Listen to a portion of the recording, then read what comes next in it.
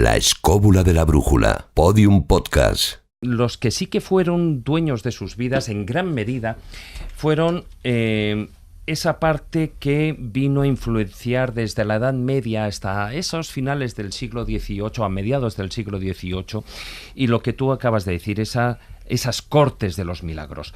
Las cortes de los milagros eran los lugares donde vivían los pobres, los mendigos, los delincuentes, las prostitutas, formando unas sociedades que, como digo, estas sociedades ya existieron, a finales del siglo XIII y desde los siglos, XIII y XIV, ¿no?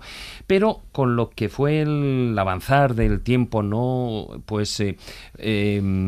Fueron prosperando de tal modo que en el siglo XVII llegó a haber en París 12 puntos, es decir, 12 lugares que a modo de, como si fueran subsedes, convivían en la ciudad, ¿no? Entonces, estas cortes de los milagros, como decía, tenían sus propias costumbres, sus propias leyes.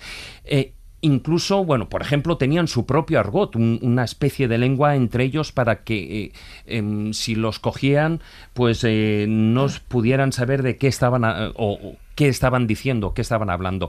Tenían, por supuesto, su propio gobierno e incluso hasta una especie de rey, al que llamaban el Gran Cosre, ¿no? O sea que básicamente eran unas comunidades de supervivientes, por lo que estás describiendo, con sus propios códigos y reglas. Sí, pero estamos hablando, y es bueno que lo digas, David, ¿por qué le llama la Corte de los Milagros? Porque estás hablando de una descripción de facinerosos, en fin, de ladronzuelos que estaban por ahí distribuidos en París. Bueno, la gente puede conocer o le puede sonar el tema de la Corte de los Milagros precisamente porque fueron inspiración a, por ejemplo, a uno de los grandes, a Víctor Hugo, cuando escribió Notre Dame de París, ¿no? En el que, ahí conocemos la famosa historia. Nuestra Señora de París. Nuestra Señora de París, ¿no? Claro, es que ya como la conocemos como Notre Dame. El de Notre Dame, que también menciona esta Corte de los Milagros. También menciona, ¿no? Sí. Pero en Notre Dame de París, que precisamente, que son, me parece que son como 10 libros o algo así, en el que en uno de ellos, y ahí aparece el personaje de Esmeralda, y aparece el personaje de Quasimodo, y aparece Frollo, si me apuras, incluso una tercera novela, Los Miserables. También en Los Miserables también ahí tienes toda la razón.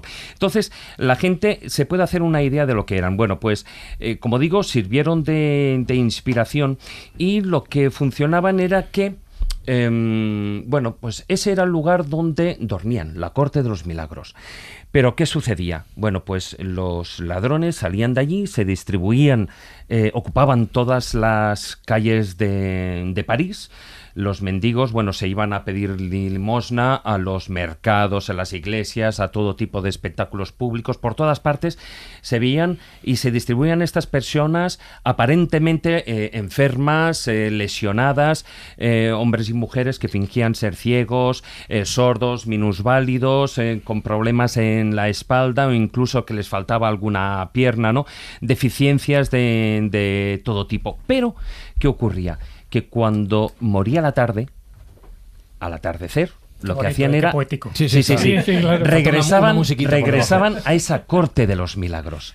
Esa Corte de los Milagros que tal cual atravesaban una zona, lo que es la Corte Central, lo que es lo que el cronista Henri Sauval, que era un abogado y un historiador del siglo XVII, describió como una zona maloliente, embarrada, sin pavimentar, etcétera. Cuando traspasaban esas zonas, que hoy en día la gente que conozca París lo puede conocer como Leal, el barrio, la zona de Leal, ahí se transformaban. Se quitaban las caretas. ¿Cruzaban una calle o una puerta o un punto determinado? Una zona, una calle, una esquina, como suele decir, ¿no? Claro, dejaban de fingir. Entonces entraban en lo que era la Corte de los Milagros, y por eso, de hecho, se le... irónicamente Sauval, ¿no? Los describía con ese adjetivo, ¿no? Que era, algo milagroso. Y, traspasaban esa barrera, entraban en lo que era ese espacio, ese tribunal, ese barrio especial. Alguna parte de él estaba bajo tierra, pero la mayor parte estaba, a nivel de calle, ¿no? Y ahí, tenían esa doble vida. Lo que sí que era curioso, tenían una serie de normas, como digo, una de ellas era que todo lo que cogían durante el día tenían que fundírselo por la noche. Es decir, ahí no valía reservarse nada. Todo lo que se llevaba se fundía. Carpe diem a tope. Carpe diem a tope, efectivamente. Y bueno, pues como digo, dentro de todos estos personajes, bueno, antes se estaba hablando que había, incluso en París, llegó a existir hasta 12 zonas, 12 lugares de estos, en los que, bueno, estaba lo que era la Gran Corte de los Milagros, ¿no? Que era esa zona, lo que era de Leal, actualmente conocido como el mercado de Leal y sus alrededores, pero había 12 más que eran regidos por una especie de esas subsedes que yo refería, que eran, bueno, por una especie de lugartenientes, que les llamaban cagús, ¿no? Y que tenían no solo el cargo de controlar toda esa zona, sino además de instruir a los nuevos ladrones, pordioseros, mendigos, etc. Y estos estaban divididos según unos diferentes rangos. Por una parte estaban los narquois, que eran los falsos soldados, los veteranos supuestamente de guerra, que fingían haber quedado mutilados por haber combatido ante el rey. Con lo cual, bueno, pues pedían, y eso era una razón importante como para pedir limosna. Luego estaban, por supuesto, todo tipo de falsos enfermos, desde los falsos epilépticos, que incluso montaban sus espectáculos, sus escenas, entre comillas, teatrales, callejeras, el que se ponían un trozo de jabón en la boca y hacían, cuando estaban en la calle o en el comercio o en la puerta de la iglesia, les daba el ataque. Daba el ataque, de modo que sacaban espuma por la boca.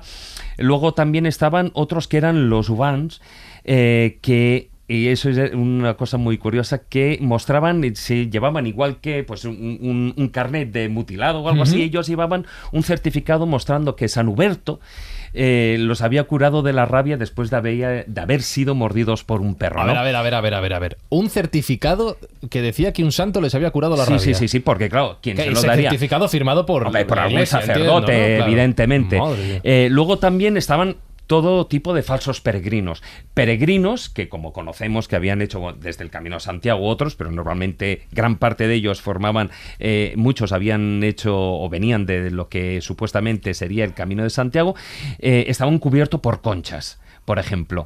Y luego también estaban los huérfanos, los niños huérfanos, que además, bueno, los cogían ya a una pequeña edad y ya los instruían. Pues los juntaban en grupos de 3 o de 4 y los ponían por diferentes lugares de la calle prácticamente desnudos, temblando. Hombre, en París, en verano todavía, pero en invierno seguro que temblarían de verdad, con tal de, bueno, pues dar pena a la gente y que les dieran todo tipo de dádivas, ¿no? Y de limosnas.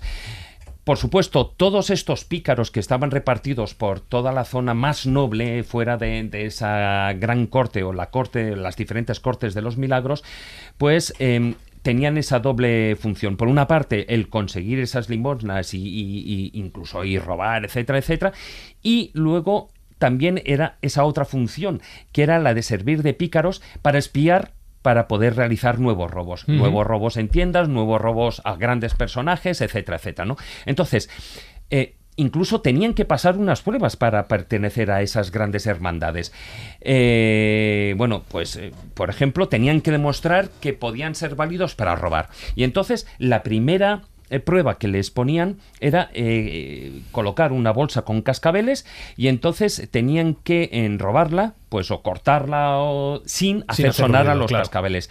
Si fallaban, por supuesto, pues eran molidos a golpes y no entraban en esa hermandad. Y si lo lograban, aún así los reconocían como maestro, como parte de la hermandad, pero aún así, durante los siguientes días les daban de golpes para que no olvidaran lo que les podía pasar si estaban fuera de la hermandad, ¿no? Y una manera también para endurecerles el carácter, ¿no?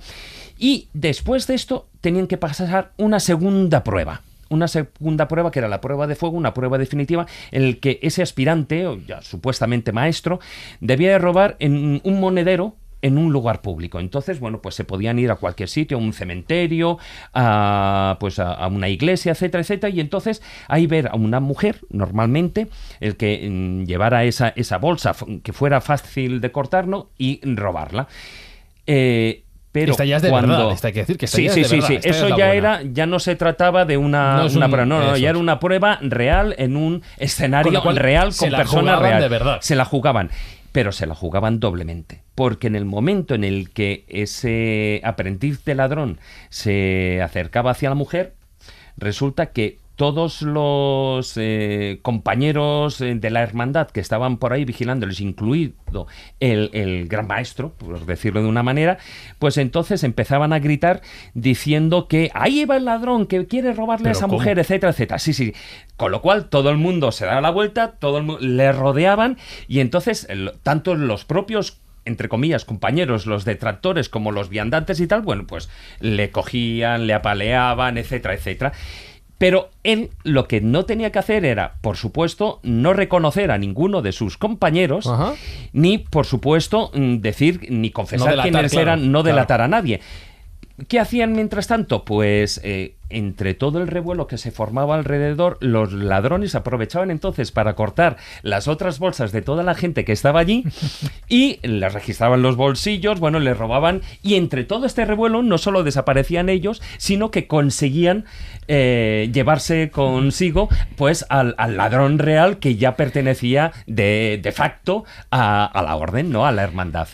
José Luis, esto, por ejemplo, y tú, David, creo que lo sabéis bien, incluso existía toda una tecnología, digamos, para ejercer este oficio. O sea, la capacidad de pinturas para simular que le faltaban a los dientes, ojos de cristal postizos, doblarse las extremidades, por ejemplo. Las extremidades, efectivamente, chepas falsas. O sea, digamos que esto es muy parecido, en otro orden parecido a lo que sucedió con la Garduña en España. Es algo muy parecido.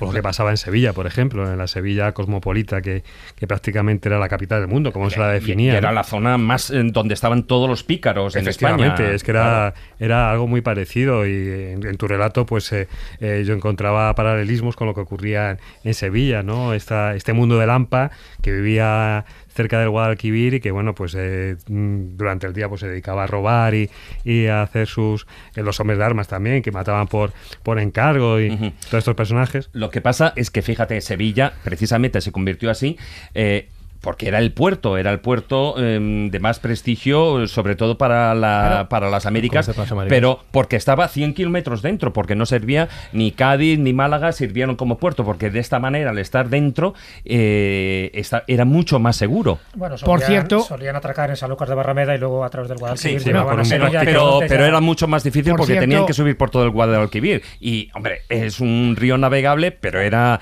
relativamente estrecho. Por cierto, la Corte de los Milagros en Sevilla se desarrolló fundamentalmente en el barrio de Triana, que la gente no sabe efectivamente por qué se llama Triana, y viene de Trajano. El barrio de Triana viene del nombre de Trajano. Era un arrabal de Sevilla que estaba conectado por el puente de Barcas, que es el actual puente de Triana que todos conocemos, y que, bueno, pues era donde encontraban refugio este tipo de gentes. Un apunte interesante, es verdad, esto que estaba contando David, que todo esto surge en esa Francia medieval, que al final queda disuelta, ¿no? Creo que con el rey Sol, Luis XIV, ya se cansa.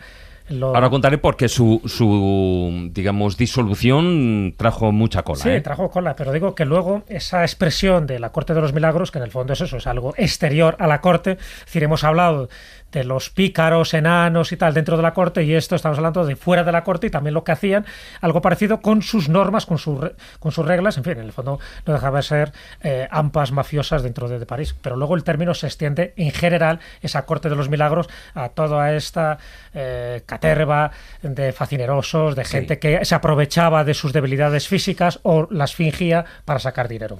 Exactamente, de todas maneras, a ver, no solo era en París, en todas las grandes o ciudades importantes había una Corte de los Milagros. Sí es cierto que la gran Corte de los Milagros estaba en esa zona, digamos, donde estaba ese gran maestre, ese gran coesre, ¿no? Pero lo que sí es cierto es que, bueno, pues llegó un momento en el que, como tú estabas apuntando, el Rey Sol, ¿no? Bueno, ya en 1630, Luis XIII, bueno, pues él ya vio que eso era un gran problema y lo intentó atajar, pues construyendo una nueva calle que atravesara precisamente de lado a lado lo que era esa zona. ¿Qué ocurrió? Bueno, pues que algunos de los obreros que fueron ahí fueron asesinados, lo que obligó, bueno, pues a cancelar todo el proyecto. Que era lo suyo. Claro, por supuesto. Si te metes en su gueto. Claro.